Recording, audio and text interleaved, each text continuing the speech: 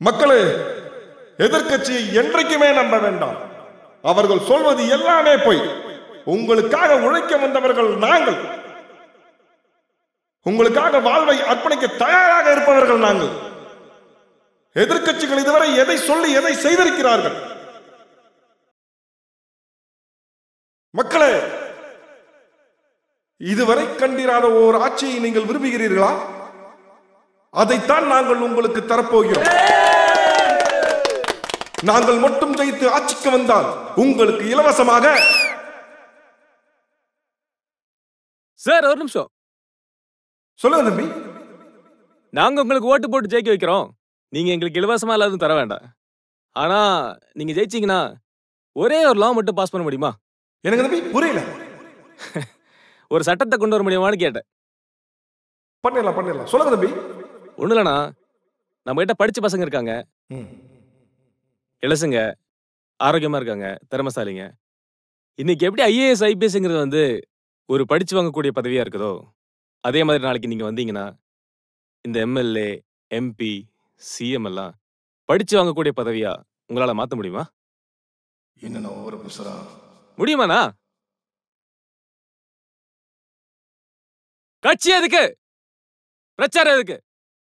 நன்மை செய்யணும்னா மனசொன்னு போதும்.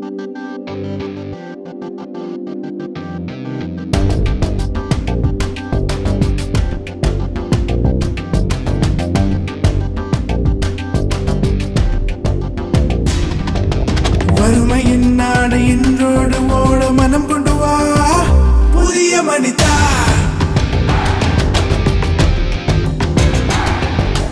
இளைஞர்கள் கூட்டம் ஒன்று சேர்ந்தால் வறுமையின் பூட்டை உடைத்து விடலாம். வெளிநாடு வேண்டாம், நம் நாடு உண்டென்று சொல்லி முன்னால் வா. நம் நாட்டில் இன்று பல நன்மை செய்து ஒரு சொர்க்கம் செய்யலாம். வறுமையின் நாடு இன்றோடு ஓட மனம் கொண்டு வா புதிய மனிதா.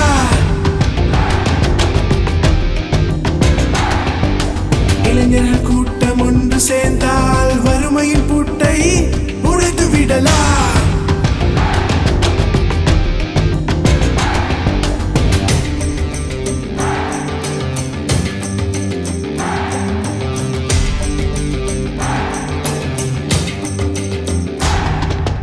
கேள்விகளை நாம் கேட்டுதான் சரித்திரத்தை மாற்றிவிடலாம். மக்கள் இன்று நிலமில்லை என்றால் மக்கள் ஆட்சி இனி எதுக்குடா? இனி விழிப்போம் இன்று நாம், கண் திறப்போம் இன்று நாம். நம் நாட்டின் உரிமையை இனி எங்கள் கையினில் கொடுங்கடா.